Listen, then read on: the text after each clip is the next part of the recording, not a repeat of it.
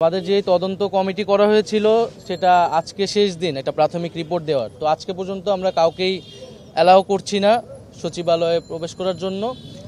আর এই জন্য আজকে আপনারা প্রবেশ করতে পারছেন না। আরেকটি বিষয় হচ্ছে যে সচিবালয়ের নিরাপত্তা বিঘ্নিত হয়েছে এর আগেও বিভিন্ন সময়ে।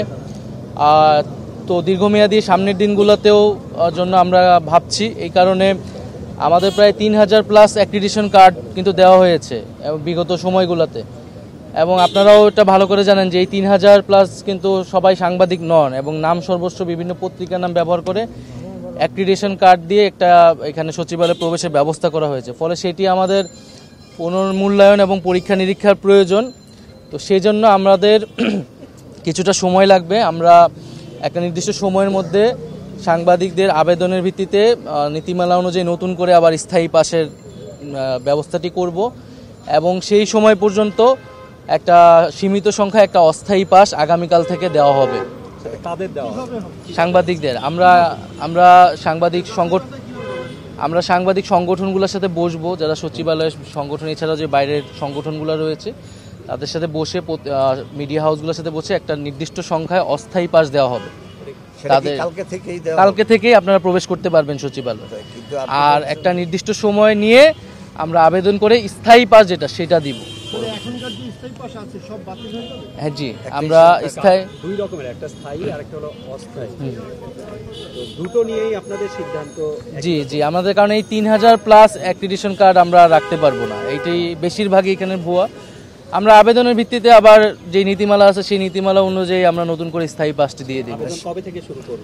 আমরা এটা কাল পরশু থেকে এটা শুরু করব, আর কালকে থেকে অস্থায়ী পাসটা আমরা এই প্রসেসটা তো বাতিল না করেও করা যেত, ঠিক না? এই বাছাইটা করবেন কে জেনুইন কে ফলস, আপনারা কাদের সঙ্গে কথা বলে এইটা করবেন যাচাইটা? এটার যে নীতিমালা আছে নীতিমালা অনুযায়ী আবেদন করে সেই অনুযায়ী আমরা এটা সরবরাহ করি, সেই অনুযায়ী এটা হবে। আর সেক্ষেত্রে সাংবাদিক সংগঠনগুলো রয়েছে, প্রয়োজনে যারা মিডিয়ায় যারা সম্পাদক আছে, পত্রিকা সম্পাদক আছে, তাদের সাথে আমরা কথা বলবো। আচ্ছা, কালকে থেকে কি আবেদন নেওয়া শুরু করবেন? কোনটা? কালকে থেকে আপনারা সচিবালয়ে প্রবেশ করতে পারবেন একটা নির্দিষ্ট সংখ্যায়, সেটার জন্য একটা অস্থায়ী ব্যবস্থা আমরা করে দিব। সেটা কারা দেবে? সেটা স্বরাষ্ট্র মন্ত্রণালয় এবং তথ্য মন্ত্রণালয় মিলিতভাবে আমরা একটা ব্যবস্থা করব। বছর শেষের খুশি নগদে হবে বেশি। নগদ পেমেন্টে নির্দিষ্ট ক্যাটাগরির কেনাকাটায় 300 টাকা পর্যন্ত ক্যাশব্যাক। 3 দিনের একটা সময় দেওয়া আছে একটা প্রাথমিক রিপোর্ট দেওয়ার জন্য। তো আজকের দিন গেলে হয়তো আমরা আগামীকাল কিছুটা জানতে পারবো ঘটনাটি। তবে ঘটনাটি আমাদের সবার ভিতরে একটা উদ্বেগ তৈরি করেছে যে সচিবালয়ে এইভাবে আগুন লাগাটা, এইটা একটা আমরা ভাবছি পরিকল্পনা হতে পারে, স্যাবোটেজও হতে পারে। যদি সেরকমটা না হয় তাহলে এই ধরনের দুর্ঘটনা সচিবালয়ের মতো ঘটে, সেটাও আমাদের ভাববার বিষয়। সেটার জন্য দীর্ঘমেয়াদী সংস্কার প্রয়োজন। তো আমরা আশা করি যে তদন্ত হলে আমরা বলতে পারবো।